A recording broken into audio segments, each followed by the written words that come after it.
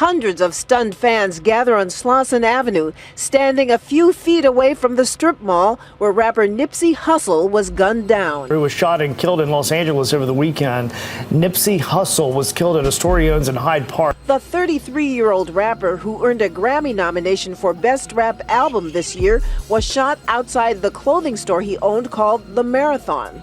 2 other people were also shot, but they're expected to recover. Police are still looking for a suspect. In custody, the LAPD announced Eric Holder, the suspected killer of Nipsey Hussle, has been arrested. The tweet reads, "It is now confirmed that the 29-year-old is in custody for murder." Identified as Eric Holder, the Los Angeles man officers have been looking for since the rapper was shot to death Sunday in Hyde Park. An LA judge ruled today that the man charged with murdering rapper Nipsey Hussle in 2019 will stand trial starting 2 weeks from today.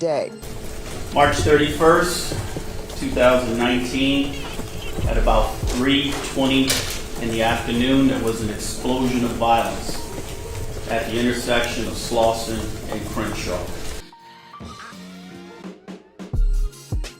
To snitch or not to snitch was the question around which much of Eric Holder's murder trial revolved. The proceedings ended in Holder's conviction last week on July 6, 2022. About 3 years ago, on March 31st, 2019, Eric Holder walked up to a popular young recording artist named Nipsey Hussle and shot him at least 10 times using 2 handguns, mortally wounding the man, then fled the scene. Minutes before the shooting, Hussle and Holder had had a conversation where the subject was broached of Holder having potentially given information to the police at some point. In other words, that Holder might be a snitch. In some American subcultures, to be a snitch is among the worst infractions one can commit, for which the punishment can be a severe beating or death. This is certainly true of the Los Angeles gang culture, of which both Nipsey Hussle and Eric Holder were a part. What is apparent based on this story is that to even accuse someone of being an informant or a state's witness, or to even leave that impression, can awaken a bloodlust in the accused. Holder shot and wounded 2 other men when he opened fire on Nipsey Hussle. He pleaded not guilty to premeditated murder and attempted murder, though he admitted to being the shooter. Millions of fans mourned Nipsey's killing. The incident made national headlines. The following narrative is based on testimony during Eric Holder's murder trial and on publicly available reporting as of this date regarding what led up to and what followed the cold-blooded killing of Nipsey Hussle.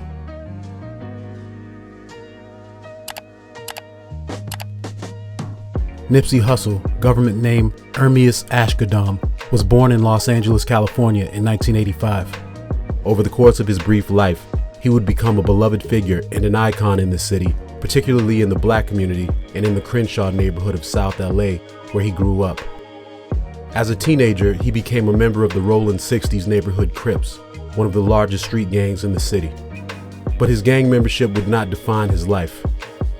He began pursuing a music career while still in his teens, and in 2005 he released his debut mixtape, Slauson Boy, Volume 1.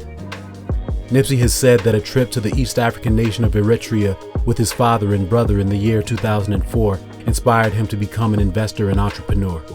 In 2010, he established his own record label, All Money In. In the following years, he released a number of well-received mixtapes and became a sensation on the underground hip-hop scene. In 2019, he released his first and only studio album, Victory Lap. The record debuted at number 4 on the Billboard 200 chart and would receive a Grammy nomination. As he built his music career, he built a family. He'd become the father of 2 children, one with his mate, actress Lauren London, the other from a previous relationship. And as he found success in music, he began putting money into various business endeavors. He invested in the brand consulting firm Marathon Agency to the tune of 6 figures and was a silent partner in the venture. In 2017, he opened the Marathon clothing store in the same strip mall where he used to sell CDs from the trunk of his car, not far from where he grew up. The following year, he and a group of backers purchased the entire shopping center. He and his brother/business partner, Black Sam Asghedom, ran several successful businesses there and rented out space to other companies on the property. On March 31st, 2019, Nipsey Hussle made a visit to the strip mall. He lingered about the property for a while that sunny Sunday afternoon talking to friends and employees, signing autographs, and taking photos with fans. These were the happenings when one of Nipsey's old acquaintances arrived in that same parking lot, riding in the passenger seat of a white 2016 Chevrolet Cruze. Well, Dick, here's the deal. I'm the best there is, plain and simple. I mean, I wake up in the morning, I piss excellence. Eric Holder was raised in the same neighborhood as Nipsey. Like Hussle, Holder was a member of the Rollin' 60s street gang. Also like Nipsey, Holder was a rapper, but was not nearly as successful. His music monikers were Fly Mac and Shitty Cuz, the latter being the nickname he was known by in the neighborhood. On March 31st, 2019, as the white Chevy pulled into the parking lot, Nipsey spotted Holder in the passenger seat and asked his friends if that was Shitty pulling up. Nipsey was holding court with a couple of friends. Herman Douglas, aka Cowboy, who worked for Nipsey, and a hip-hop artist who goes by the name of Rim Paw, government name Evan McKenzie. The driver of the Chevy was a woman that Holder was casually dating at the time. Holder got out of the car, and as his companion looked for a place to park the vehicle, he went to a burger joint there on the property. He placed an order, came back outside, and walked over to where Nipsey was standing. Holder was shirtless, proudly displaying the Rollin' 60s tattoo inscribed across his chest. He shook hands with each of the men in the group and briefly engaged them in conversation. Meanwhile, Holder's companion came over and asked to take a picture with Nipsey. Nipsey posed for a picture with the woman. Then she ran back to her car and posted the image to Facebook immediately. Soon after, Holder parted with the group of men, picked up the food he'd ordered, and got back into the Chevy. The woman drove off. But Holder had taken offense to something that was said during his conversation with Nipsey. According to witnesses, Nipsey had just told Holder that word on the street was that he, Holder, was giving information to the police. The message was apparently not accusatory, but was presented as a heads up from one friend to another. But it appears that Holder did not take it that way. Apparently, Holder took Nipsey's notification as an accusation and an insult. Holder's companion drove around the block and he instructed her to pull over and park. She stopped the car near an alley just south of Nipsey's property. Holder put on a red t-shirt, got out of the car, and told the woman to wait for him to return. He then marched north, up this alley behind the shopping center where Hussle was holding court. When he arrived at the mall again, he approached Nipsey and the men standing near him, drew 2 pistols, and unleashed a burst of bullets. The only thing that was said prior to the shooting is Eric walking in between the 2 cars, looking at Nipsey and saying, "You're through." No sooner than he walks between the cars, he pulls out not 1 but 2 guns, and he starts shooting. He starts shooting in this very tight, confined space where there are 4 people. And he strikes 3 of the 4 people. Nipsey Hussle struck almost immediately. One of his injuries transected his spine, severed his spinal cord. And when you see him drop, he almost drops like dead weight. You see him retreat back after a few shots, and then he goes back and he shoots some more, and he retreats back, and then he goes back in and he shoots even more. He fires at least 10, possibly 11 shots. After he's done shooting, he walks over, he kicks him in the head, and then he runs back toward the alley.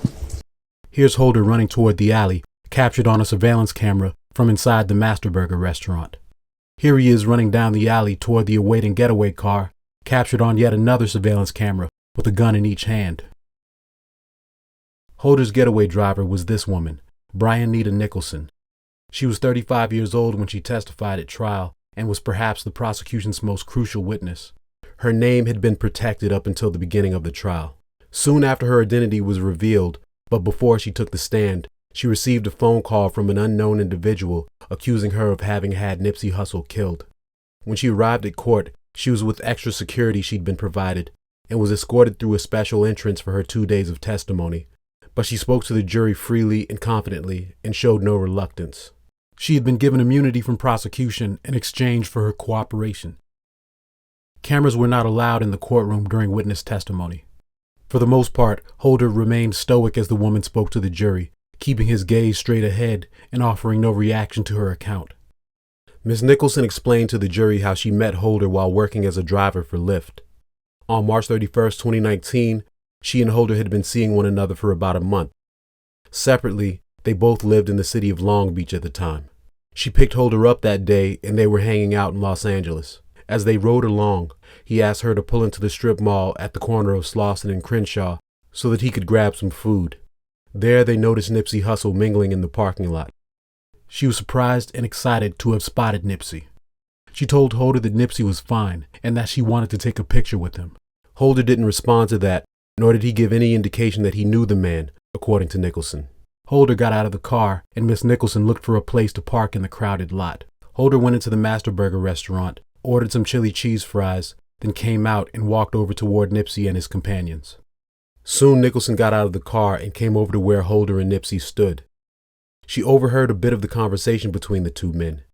She wasn't really paying attention but recalled hearing the word snitch. After taking a photo with Nipsey, the woman returned to her vehicle. Soon Holder ended his conversation with Nipsey, went back into the burger joint and picked up his fries. He got back into the car and instructed Nicholson to drive around the block. As she did that, Holder pulled out a black semi-automatic handgun, loaded its magazine, and attached it. Miss Nicholson said that she instructed Holder to put the gun away and that he wasn't going to be firing the weapon from her car. Holder did as he was told. According to Miss Nicholson's testimony, at Holder's instruction, she pulled into an alley where he said he wanted to stop and eat. He took a few bites of his fries and didn't seem upset. He got out of the car and told Nicholson not to go anywhere. He'd be right back. Nicholson said that she thought Holder might have gone back to buy a shirt at Nipsey's store or something.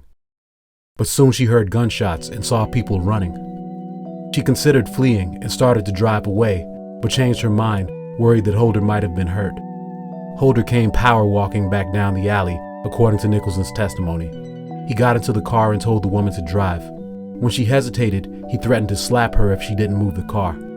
She pulled off and headed for the freeway. The two were silent for the rest of the ride. Tension hung in the air. She drove back to Long Beach, where she dropped Holder off before heading back home. Nicholson said that initially it didn't occur to her that Holder was involved in the shooting. She didn't know that Nipsey had been shot. She found out later that day about his death as friends on social media began asking her about the news and about the photo she took with Nipsey that day. Before long, her car and license plate number were being mentioned in news reports. She contacted the police.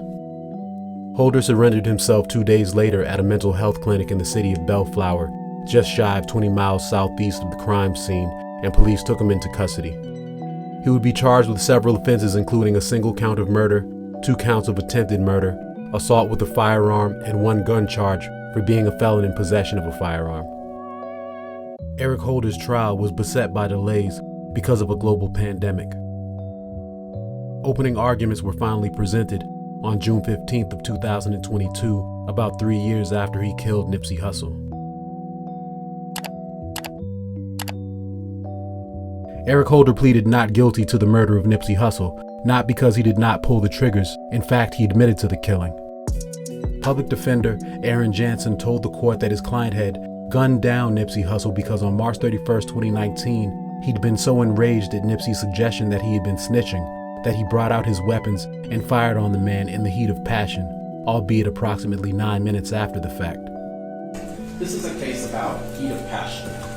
The provocative act in this case was that Nipsey Hussle had made an accusation against Mr. Holder that he was a snitch.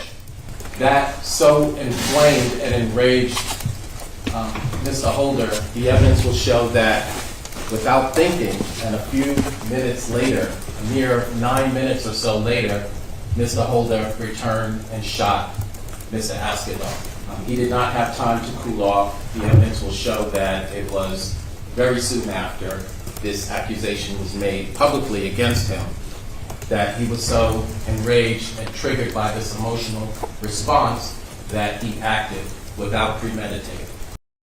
The defense argued that the prosecution had gone too far in bringing its accusations against Holder, saying that first-degree premeditated murder was far too harsh a charge, given the circumstances under which the incident took place. It suggested that voluntary manslaughter was more appropriate, since Holder's actions were not motivated by malice aforethought, which must be proven in order to convict a defendant of first-degree murder in the state of California. As far as the attempted murder charges Holder faced, the defense said that those were likewise excessive, as Holder didn't know the two other men who were shot, had no conflict with them, and hadn't intended to shoot them.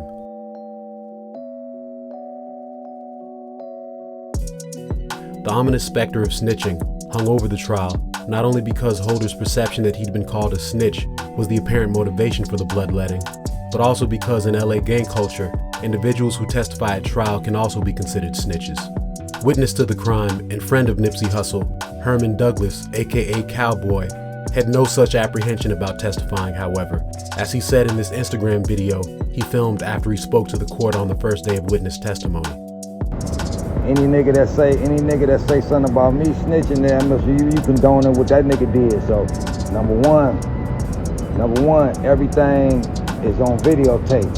So, ain't nothing I can say. Number one, that the videotape don't say. All right, so we gonna start right there. Number two, if you do a foul crime and you do something stupid, you deserve what you get. Herman Douglas is an elder, self-proclaimed former Crip. On the first day of testimony, Douglas told his recollection of Nipsey and Holder's brief interaction on the fateful day. He said that Nipsey and Holder's communication had been amicable and that Nipsey never used the word snitch in reference to Holder. During cross-examination, the defense questioned Douglas about relatively minor differences between his trial testimony and his grand jury testimony just several weeks after the killing. This man, Kerry Lathan, who was wounded in the shooting, testified on the second day of testimony. He was standing just feet from Nipsey, close enough to converse with him when the gunfire erupted. He told the court that he had no helpful information to provide. "I don't see nothing, I don't know nothing," he said as he sat on the witness stand, refusing to identify himself in surveillance video that was played for jurors. Also, despite having witnessed the killing close up, and despite the fact that Eric Holder had admitted to the shooting, Lathan declined to identify the defendant as the shooter. Lathan had been visiting Hussle at the Marathon store when he found himself in the line of fire.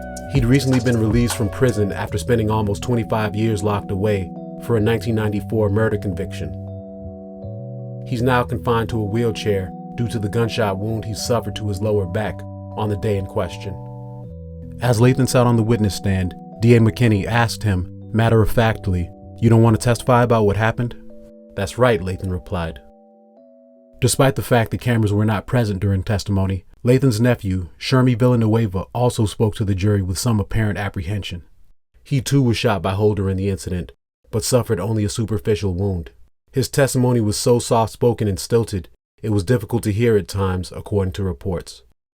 He gave very dry, mostly yes or no answers. Villanueva testified that as Nipsey lay bleeding on the ground following the gunfire, the young rapper said the words, quote, "He shot me." Nipsey Hussle's close friend and eyewitness to the shooting, Evan McKenzie, aka Rim Paw, was able to avoid being shot that day. He was called to testify but ignored subpoenas ordering him to appear for the prosecution, resulting in the judge issuing a bench warrant with $500,000 bail. Rim Paw did not testify. The defense attempted to portray to the court that the witness trepidation in the case demonstrated the peril that comes along with being called a snitch, as his client believed he had been, hence his violent response. Public Defender Jansen asked a police officer who'd been called to testify for the prosecution if there was typically a reluctance to testify in cases involving gang members. The cop conceded that this was common. Jansen continued, "Several witnesses in this case have said that they did not want to come to court, and they felt that their families would be in danger, right?" The officer conceded that this was true. Among the other witnesses who did testify was one woman who was sitting in the driver's seat of a parked Audi eating when the shooting unfolded, just feet away. "I heard shots and it sounded like fireworks," she said. "Everybody started scattering. A few people ran," she said. She said she saw Nipsey Hussle fall to the ground. The woman said she saw the shooter and believed it was the same man she'd seen earlier in the parking lot walking around without a shirt. She said she heard at least 7 shots, and after the gunfire she saw the assailant run up and kick Nipsey. When the gunman fled, he ran right by her. She watched in shock. "That's how it happened," she said. And once he pulls out the gun, you see Nipsey reach. He sees it first. Everybody else is still sitting there. And then he starts firing. Nipsey drops first. And he drops like dead weight. it is likely that the first or second shot is the one that severed his spine. Because once he goes down, he's on his side and he's on his back. And he is living through being shot over and over again, because you can see as he's on the ground, he can't move his legs, but he can still move his arm, and he's holding like his arm up as he's being shot over and over. The final day of testimony was delayed because Eric Holder was beaten unconscious in a holding cell at LA County Jail after leaving court the previous day. He received medical attention for the injuries he sustained in the beating and returned to court the following day, his face visibly swollen, a burst blood vessel in his left eye. The back of his head had been cut open. The wound was closed with 3 staples, which were noticeable as he sat in the courtroom. Holder's status as a high-profile detainee should have precluded him from having contact with other prisoners. The motive for the attack is not known.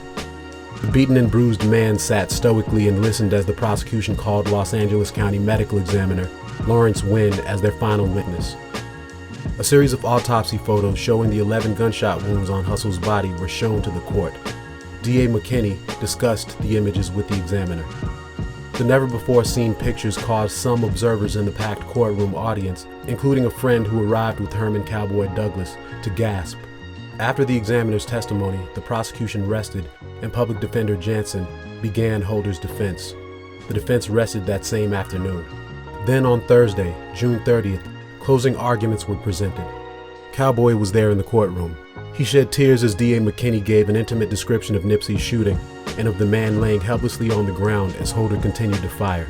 At one point, as Holder was being led out of the courtroom by jail deputies for a lunch break, Douglas shouted to Holder, advising him to put a raw steak on his badly swollen eye. Holder apparently heard Cowboy and looked in his direction before being taken out of the room. Oddly, the prosecution suggested during its closing remarks that Eric Holder's decision to shoot Nipsey had nothing to do with the conversation he'd had with the man just minutes prior.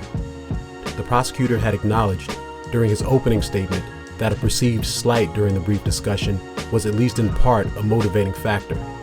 Now D.A. McKinney was saying that a quote-unquote pre-existing jealousy was the catalyst for the killing. Public Defender Jansen objected, saying that nothing brought into evidence during the trial attested to said pre-existing jealousy.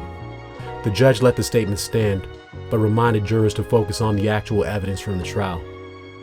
D.A. McKinney told the court that the 10 minutes that elapsed after Holder initially spoke with Nipsey and before he returned with cruel intentions was plenty of time for him to deliberate, then make the calculated decision to open fire. That's all premeditated means, the DA said. It doesn't mean he planned it for weeks. Jansen countered that it was a short period of time for such a serious life-threatening provocation. Clearly, emotions did not have time to clear in that short an amount of time, the defense attorney said. There was no cooling off period. There was no time to reflect. The public defender said the fact that Holder kicked Nipsey in the head while he was on the ground is evidence of the rageful nature of the attack and that it was done in the heat of passion. He reiterated that the charge of first-degree murder was excessive and that the lesser crime of manslaughter is what his client had actually committed. On Wednesday of the following week, July 6th, after deliberating for about 6 hours over the course of 2 days, the jury of 9 women and 3 men delivered its verdict.